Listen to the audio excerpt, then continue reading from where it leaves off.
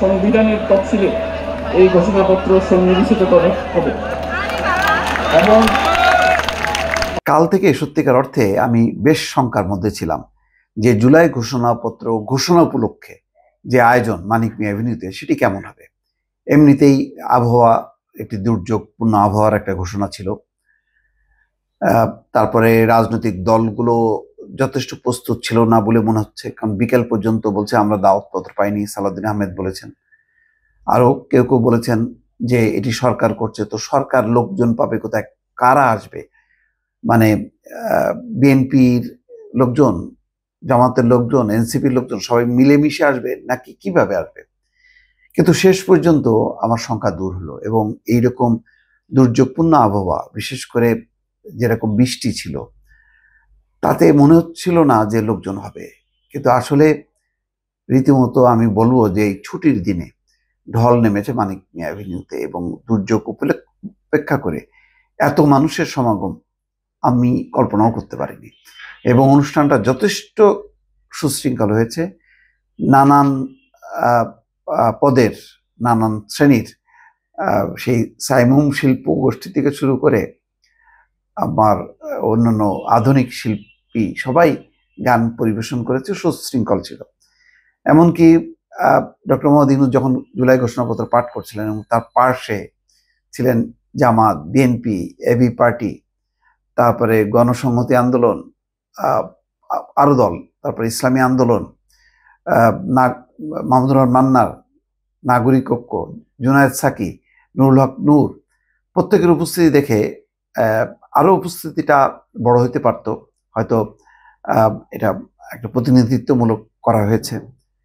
তো ভালো। এবং যেই জুলাই ঘোষণাপত্রে যেই বিষয়গুলো আনা হয়েছে, যে জুলাইয়ের শহীদদের, জুলাইয়ের যেই অভ্যুত্থান, সেই অভ্যুত্থানের একটা রাষ্ট্রীয় এবং সাংবিধানিক স্বীকৃতি, যেটা সংবিধানের তফসিলে এটা অন্তর্ভুক্ত হবে, পরবর্তী নির্বাচিত সরকার সেটি করবে।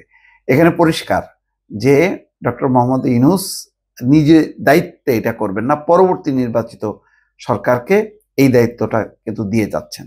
অনেকেই মনে করা হচ্ছিল যে না, তিনিই বোধহয় সবকিছু করবেন, তিনিই থেকে যাবেন, এমন একটা তারপরেও আমি যখন বলছি তখন 8:45 বাজে, আর কিছুক্ষণের মধ্যেই তিনি ভাষণ দেবেন। সেই ভাষণে বোঝা যাবে যে নির্বাচনের সময়সীমা ঘোষণা করেন কিনা, তারিখ বা মাস।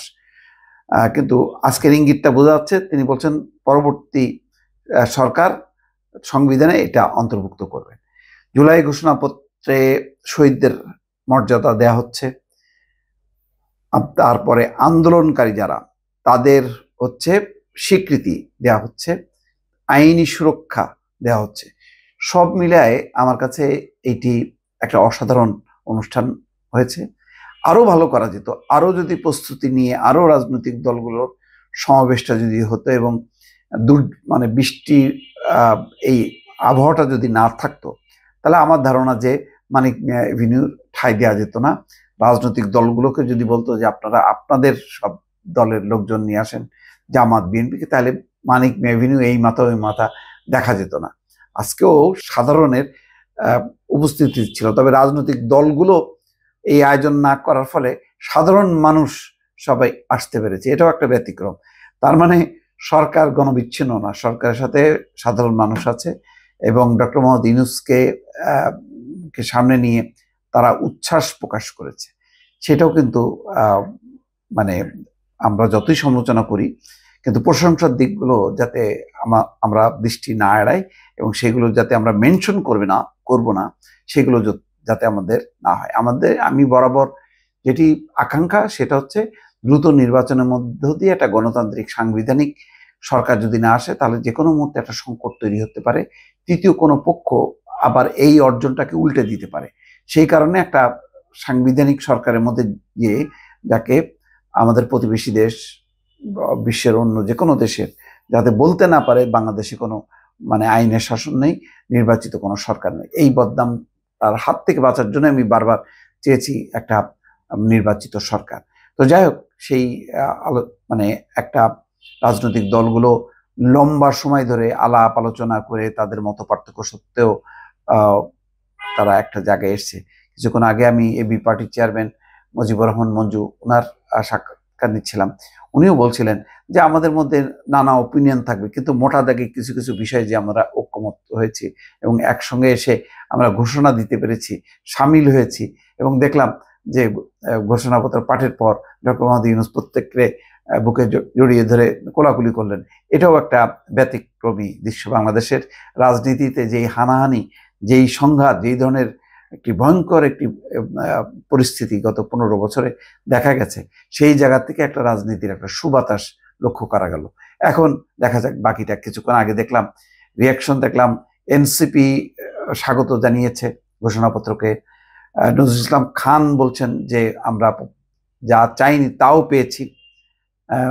এখানে স্বাধীনতা সংগ্রামের কথা বলা হয়েছে, এখানে অভ্যুত্থানের কথা বলা হয়েছে, অর্থাৎ একটা ধারাবাহিকতা বলা হয়েছে যে কিভাবে মুক্তিযুদ্ধের মধ্য দিয়ে যে গণতান্ত্রিক বাংলাদেশের আকাঙ্ক্ষা, সেই আকাঙ্ক্ষাটা আওয়ামী লীগ পদদলিত করেছে এবং আস্তে আস্তে পুরো দেশটাকে যে ফ্যাসিবাদী শাসনের দিকে নেওয়া হয়েছে সেই স্বাধীনতার পরে এবং গত 15 বছরে, তার একটা বর্ণনা তুলে ধরা হয়েছে এবং খুবই নৈর্ব্যক্তিক বর্ণনা, এবং যা সত্য সেটাই বলা হয়েছে। এই নিয়ে দ্বিমত করার কোনো কারণ নেই এবং সেটা যথাযথ। এবং আমি মনে করি যে এই ক্ষেত্রে এখন সেই ক্ষেত্রে আবার জামাত কেন বিরাগ হলো বা হতাশ হলো, আমি একটা স্ক্রলে দেখলাম, প্রাথমিক প্রতিক্রিয়ায় দেখছি যে জামাত হতাশ।